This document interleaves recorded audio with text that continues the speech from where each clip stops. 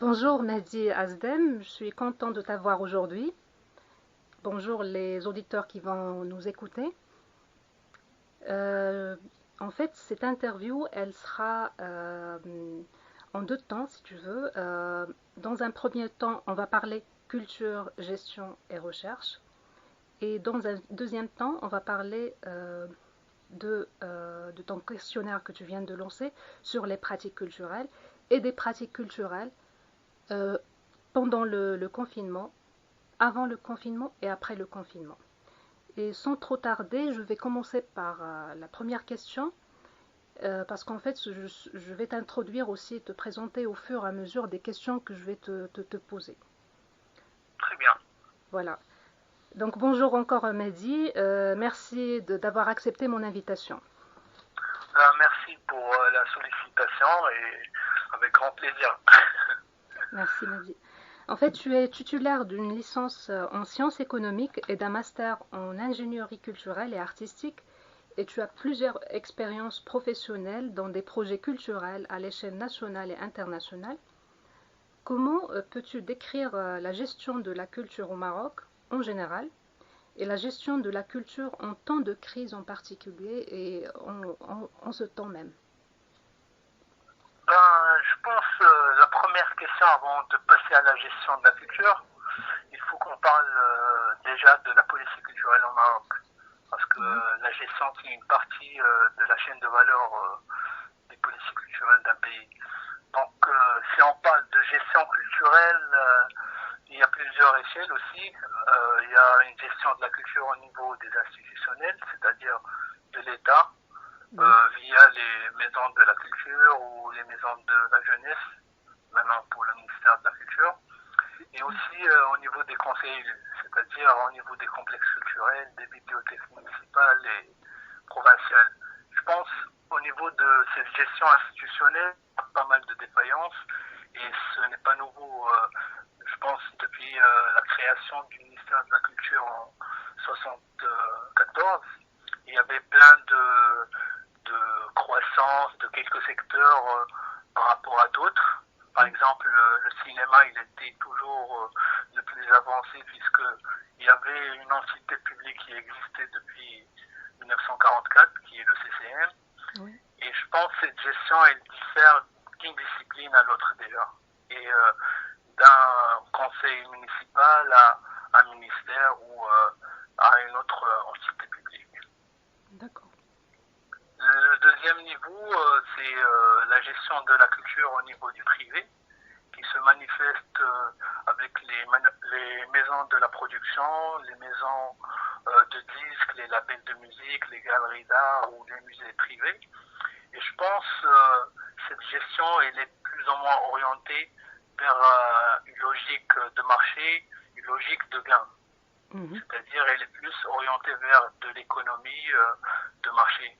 Et donc, ça diffère complètement de la première gestion, puisque dans ce cas, on trouve que le personnel, par exemple, est plus compétent que celui du public, parce qu'il y a des engagements avec, je sais pas, des Mhm. fournisseurs, des clients. C'est pas la même logique. Mhm. Et le troisième niveau, c'est la société civile, la gestion de la culture au niveau de la société civile et la coopération internationale.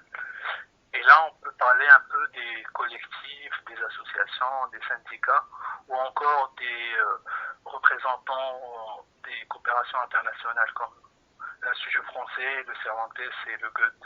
Et donc, chaque gestion, je pense, diffère Oui. d'une entité à l'autre. Que ce soit au niveau des moyens financiers ou que ce soit au niveau des moyens techniques ou des ressources humaines, au niveau de leur formation ou au niveau des compétences qu'ils ont acquis, soit au niveau académique ou soit au niveau professionnel. Donc je pense la question de la gestion culturelle, il faut d'abord la situer dans l'une des trois entités Oui. et à ce moment-là, on peut parler d'une gestion de la culture. D'accord. En rapport avec, juste pour passer à la deuxième question, en rapport avec la crise, Oui. la gestion de la culture en temps de crise, Mhm. on a remarqué un peu quelques manifestations sur le actuelle. Par exemple, il y avait le CCM qui a mis en ligne des films. Des films, oui. Il y avait une très bonne sélection. Et ça, ce genre de films, on ne les trouve pas assez souvent dans les salles de cinéma. Déjà, il n'y a pas beaucoup de gens qui fréquentent le cinéma. Et je pense que c'est vraiment une opportunité qui a été grandement félicitée par les acteurs. Je pense que ce genre d'initiative peut suivre le post-confinement ou post-crise. Au niveau du privé, je pense que le seul souci pour le moment, c'est de maintenir leurs salariés et gérer aussi les retombées économiques post-crise.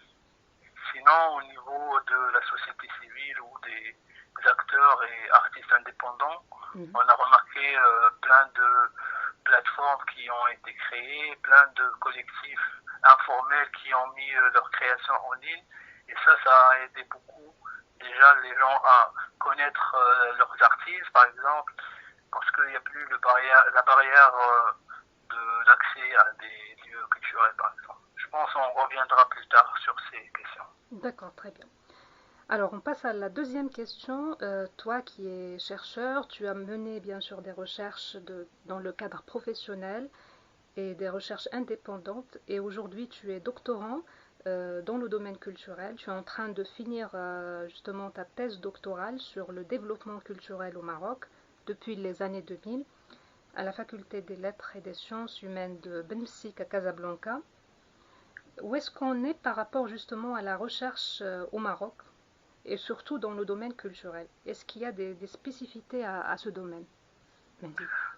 Écoute, Myriam, je pense la question de la recherche au Maroc, elle est pas une priorité, je pense, pour le moment. J'ai des chiffres, par exemple, en 2017, le budget alloué à la recherche scientifique, toutes disciplines confondues, était moins d'1% du PIB du Maroc en 2017.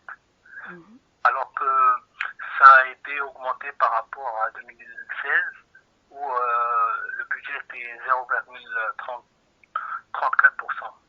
Donc là, on voit un peu qu'il n'y a pas un grand intérêt de l'État ou des pouvoirs publics à donner plus d'ampleur à la recherche scientifique. On est classé 3e en Afrique après l'Égypte et l'Afrique du Sud, mais ça reste encore réticent. C'est pas question de chiffres. Là, si on revient aussi au cycle doctoral, entre 2016 et 2017, le taux de graduation était de 6%, c'est-à-dire entre les personnes qui sont inscrites en cycle doctoral et les personnes qui obtiennent leur doctorat, on remarque qu'il y a une personne sur 10 qui l'obtient. Donc, je pense sur les 35 000 thésards, si on peut les appeler comme ça, il n'y a pas une continuité. Parce qu'il y a plein de défaillances aussi dans ce système. Il y a premièrement, par rapport aux questions du système de bourse, les labos ils ne sont pas inscrits dans des normes internationales. Il y a peu de moyens financiers et humains pour accompagner ces doctorants, ces thésards. D'accord. Après, par rapport au domaine culturel, j'ai pas vraiment les chiffres, mais d'après mon expérience, il n'y a pas beaucoup d'écrits ou d'articles qui traitent un peu le champ des arts et de la culture au Maroc. Même le système LMD que le Maroc suit en ce moment ne permet pas beaucoup d'ouverture sur ces formations. Je pense le nombre de formations artistiques et au métier de la culture, elles sont limitées à une trentaine dans tout le Maroc. Donc comment on peut avoir des chercheurs ou des personnes qui vont s'orienter vers la recherche avec un taux de formation très bas. Donc voilà, je pense ça reflète un peu la volonté politique de l'orientation culturelle, c'est-à-dire que ça se manifeste non seulement au niveau de la diffusion et de la création, mais aussi au niveau de la formation. Il n'y a pas beaucoup, à mon sens, d'études de labos orientés vers la recherche dans le domaine culturel. D'accord. Mais selon toi, justement, la recherche, est-ce que si la recherche était encouragée justement par l'État, est-ce que la recherche peut-elle sauver la culture justement? Est-ce qu'elle elle peut améliorer et développer le secteur culturel dans le futur? Et quelles sont les retombées concrètes de la recherche, à part par exemple publier sa recherche et la rendre accessible au public? Ouais. Je pense la recherche peut plutôt aider la culture, pas la sauver, puisque la base de la recherche est orientée sur l'innovation et la créativité, c'est-à-dire qu'on crée du nouveau contenu, mais aussi qu'on développe la société à travers l'histoire, l'anthropologie, la sociologie. Ce sont des éléments vitaux à la croissance de l'humanité, mais aussi de la construction de l'individu et de l'humain. Du coup, je pense que la recherche est primordiale pour n'importe quelle société dans le monde. Euh, Comme le dit le proverbe, celui qui ne sait pas d'où il vient ne peut pas savoir où il va. Il ne sait pas où il est. C'est-à-dire que l'individu doit acquérir des connaissances et des savoirs à travers la lecture, la recherche, la communication, aller rencontrer d'autres cultures, aller partager ses idées. Et c'est comme ça, je pense, que cette construction de l'individu dans une société donnée peut donner ses fruits. Le rôle de la recherche peut se résumer dans la mise à jour de ses connaissances aussi. L'intellectuel marocain Mehdi Mounzira parle de cette défaillance. Pour lui, l'analphabète d'aujourd'hui est celui qui ne sait pas désapprendre, mais pouvoir apprendre à réapprendre. C'est-à-dire, c'est pas quand on a un bagage ou des savoirs et on s'arrête là. La connaissance continue du jour, chaque jour. Et voilà, la recherche aide l'individu à revoir ses connaissances, à repenser et réinventer ses savoirs. Donc voilà, je pense que la recherche est en continuel développement avec la mutation de la société. Justement, Mehdi, sachant que tu es aussi conférencier et formateur dans plusieurs contextes, comment tu utilises justement toutes les recherches que tu as menées jusqu'à maintenant pour créer de l'impact dans la société? Je pense le fait de placer l'humain et l'individu au centre de l'intérêt commun ou public est une essence pour le développement de la société. Je pense que ces recherches peuvent intéresser les gens quand ça parle d'eux, quand ça émane de leur culture, quand ça émane d'un terrain qu'ils connaissent. C'est-à-dire l'approche participative ou l'approche terrain est présente. Si on parle juste de théorie, ça marche pas. Les gens, ils ont besoin de quelque chose de palpable et qu'ils se sentent dedans. Et je pense que c'est comme ça que les gens peuvent être impactés ou changer aussi leurs idées ou leur mentalité avec des choses qu'ils vont découvrir ou explorer à nouveau ou pour la première fois. D'accord, très bien. Dans un deuxième temps, là, on va passer pour parler de ton questionnaire que tu viens de lancer depuis le début du confinement à peu près, à propos des pratiques culturelles et artistiques au Maroc pendant le confinement. Comment l'idée t'est venue déjà et quelles sont tes attentes par rapport à ce questionnaire? L'idée est venue pendant un webinaire international sur la crise culturelle post-pandémie. Et en même temps que je suivais le séminaire, je me suis posé la question, il faut que je fasse quelque chose pour déjà de connaître un peu ce que les gens font en ce moment. À part consommer, est-ce qu'ils créent, est-ce qu'ils cherchent à être formés. Et donc, à travers ce questionnaire, je cherchais à comprendre le comportement des ménages au Maroc en temps de crise, et plus spécifiquement sur le domaine culturel et artistique, mais aussi de faire le parallèle entre la formation, création et consommation culturelle. C'est-à-dire qu'on n'est pas dans une logique capitaliste de consommation régulière de la chose culturelle, mais aussi est-ce qu'on cherche à créer nous-mêmes ce contenu et au moins si on n'a pas les moyens ou les compétences, on va chercher à les acquérir ailleurs. C'est-à-dire, on va chercher une petite formation sur la musique, sur le podcast ou sur des exemples un peu bêtes sur la gastronomie. Il y a des gens qui n'ont jamais touché à une casserole et aujourd'hui ils ont cherché des recettes et qui font à cuisiner. Et ça, ça peut être classé aussi comme une pratique culturelle. C'est de l'art culinaire tout simplement. Justement, et je trouve que ton questionnaire, il est facile à remplir. Je l'ai rempli moi-même et j'invite aussi les gens qui ne l'ont pas encore fait qu'ils le fassent parce qu'il va encore rester, n'est-ce pas, le questionnaire média. Exactement. Ben, j'encourage aussi les gens qui nous écoutent à le remplir et le partager.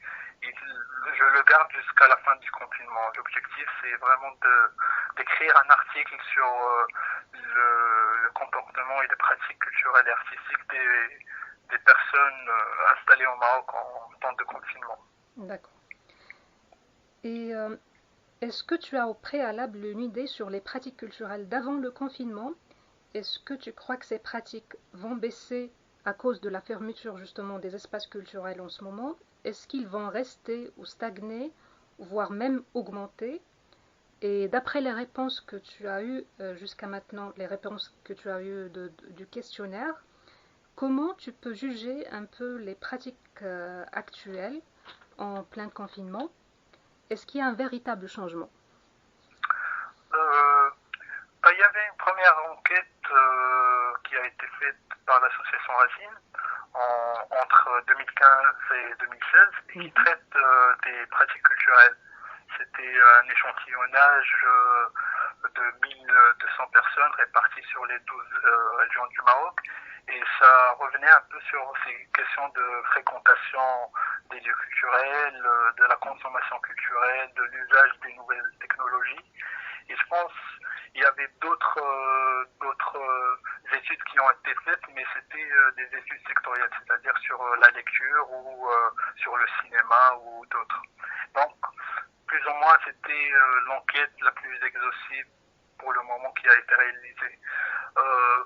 Pour te dire, est-ce que la consommation a augmenté, stagné ou baissé, c'est un peu paradoxal, puisque moi, je partage le questionnaire sur Internet. Donc, déjà,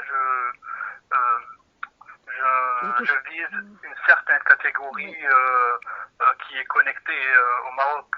C'est 25 millions de Marocains qui sont aujourd'hui qui sont usagers d'Internet.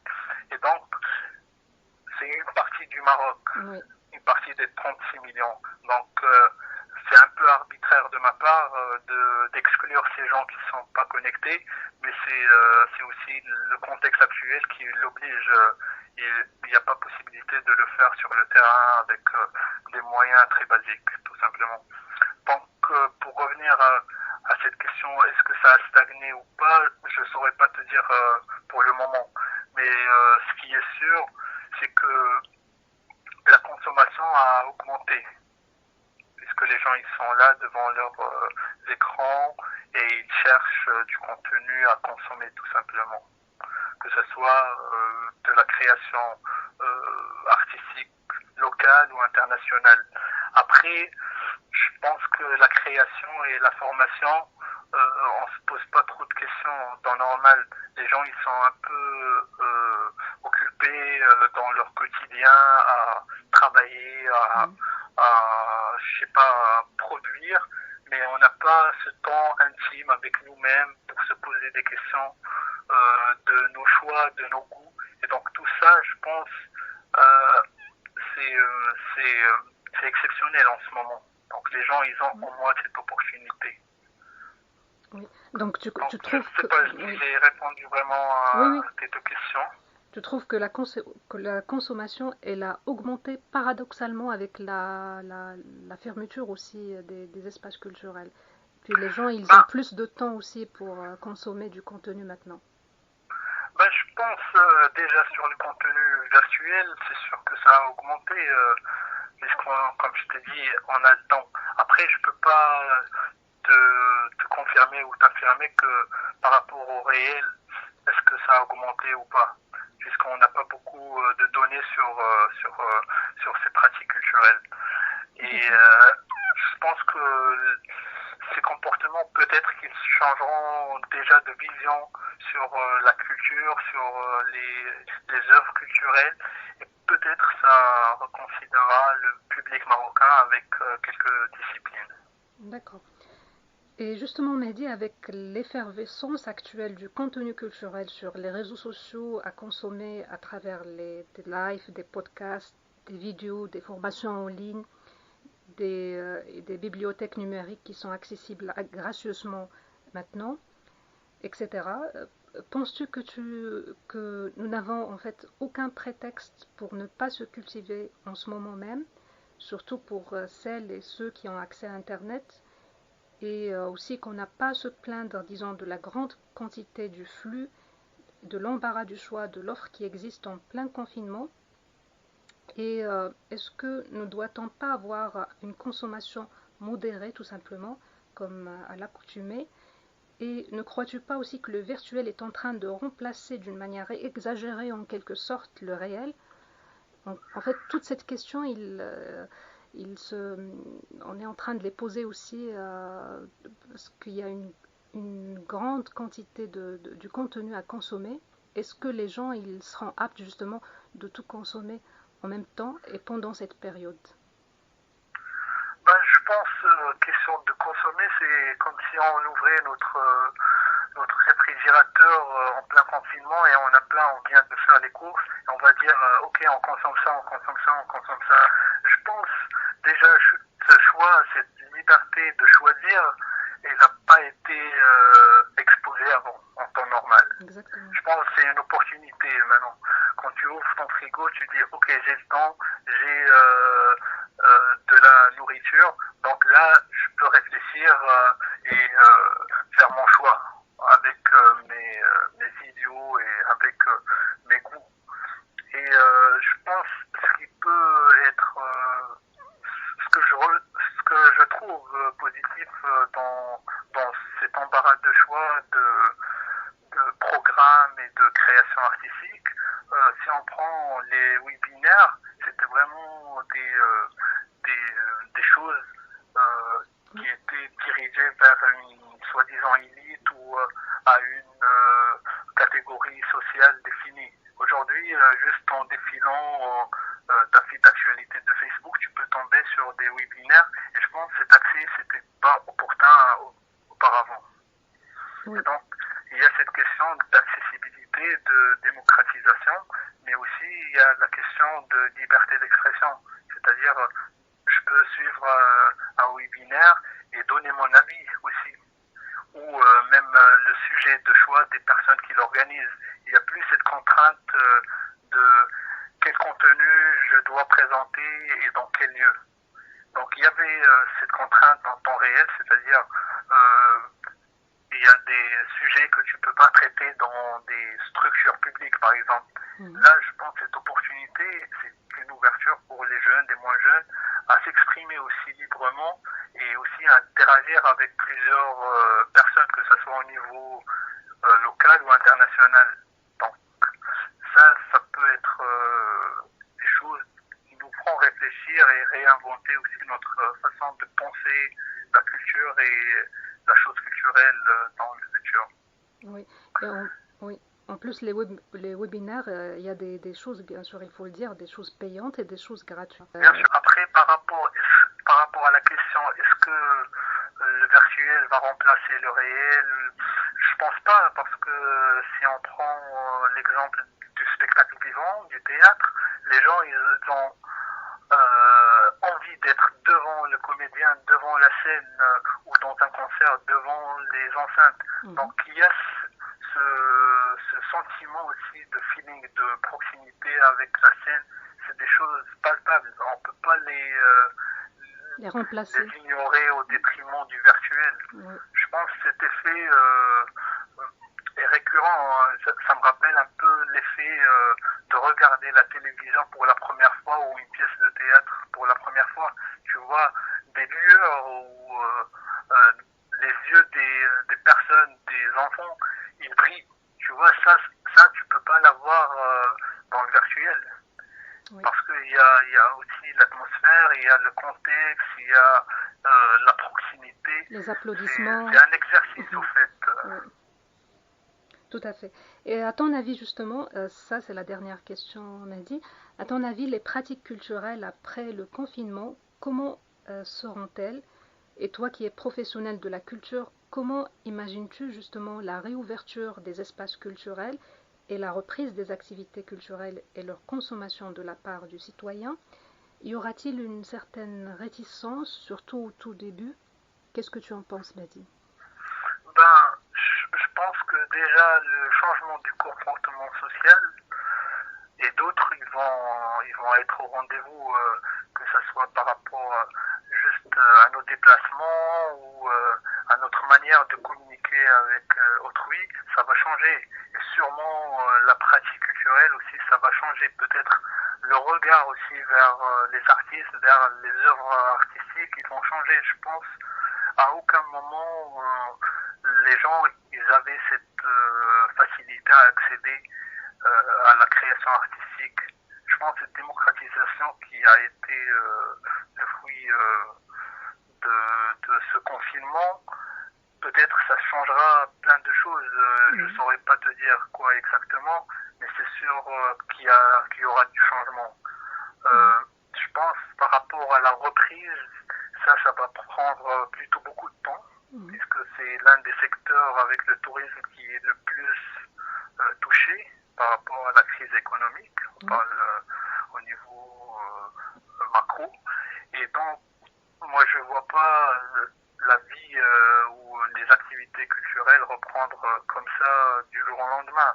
On attendra sûrement 2021 pour ça, que ce soit pour des activités ponctuelles ou des activités de long ou moyen terme.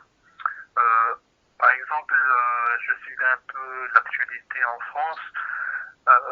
Avec le confinement, ils ont décidé d'ouvrir quelques théâtres et quelques salles de répète juste pour les artistes, au moins pour qu'ils commencent à créer, pour qu'ils commencent à répéter. Comme ça, avec l'ouverture réelle des lieux culturels, les artistes seront prêts. Parce que là, il y a des disciplines qu'on peut, je sais pas, la littérature, on peut écrire chez soi, mais pour le théâtre ou pour la musique, c'est plus compliqué. Donc déjà, cette reprise par rapport aux artistes, elle va prendre du temps, mais aussi il y a des questions de distance sociale dans les, je sais pas, dans les concerts, dans les festivals, qui va prendre beaucoup de temps. Là, juste en sortant faire les courses, on est comme des robots, on marche tout droit, on regarde pas ni à droite ni à gauche, on veut juste rentrer chez soi. Et donc ça va beaucoup affecter le quotidien, le cours quotidien de la vie. Exactement. Donc, je sais pas la stratégie du Maroc par rapport au déconfinement ou au post-pandémie par rapport au secteur culturel. Il n'y a pas vraiment une vision claire qui est communiquée ou publiée pour le moment. Mais je prends un exemple d'un festival, de Roskilde Festival en Danemark. Ils ont déjà sold out pour les tickets pour juin, juillet 2021. Donc on voit que les gens, ils ont déjà prédit l'avenir et ils sont en train d'aller de l'avant. Exactement. Nous, je pense, il y a encore des artistes qui se plaignent de la crise en ce moment. Je pense pas qu'il y ait une vraie stratégie pour 2020 ou pour la rentrée jusqu'à ce moment. Et donc, l'État ne doit pas laisser la culture dans l'oubli, tout simplement. D'accord. Et justement, avant de conclure, on revient à la toute première question, justement, parce que pour la reprise, il faut une bonne gestion de la culture, une Oui, bonne gestion de la part de l'État, de la part du privé et de la société civile, de toutes les trois entités que tu nous as expliquées au tout début. Justement, est-ce que tu as un dernier mot par rapport à, à la toute première question qui est restée un peu euh, suspendue, disons, et pour la reprise justement, quelle est la gestion, ou en fait, approximativement, qu'est-ce qu'on doit penser disons, comme gestion sage pour le secteur culturel? ben, je pense entre les trois entités, si on arrive déjà à les associer pour travailler ensemble, c'est déjà un premier pas. Mhm. C'est-à-dire travailler en même temps avec l'institutionnel et le privé, et inclure aussi la société civile qui est en contact continu avec la population, avec les âgés ou avec les habitués de la culture. Donc je pense qu'il y a un travail à faire sur le partenariat public-privé par exemple, et des choses qui soient pensées au niveau macro, c'est-à-dire qu'on ne pense pas la culture que dans les grandes villes. Il faut la penser globalement et au niveau national, tout ça. D'accord, très bien. Voilà, je Merci vous beaucoup. remercie. Et sur ce, je te dis merci beaucoup encore et au revoir. Au revoir.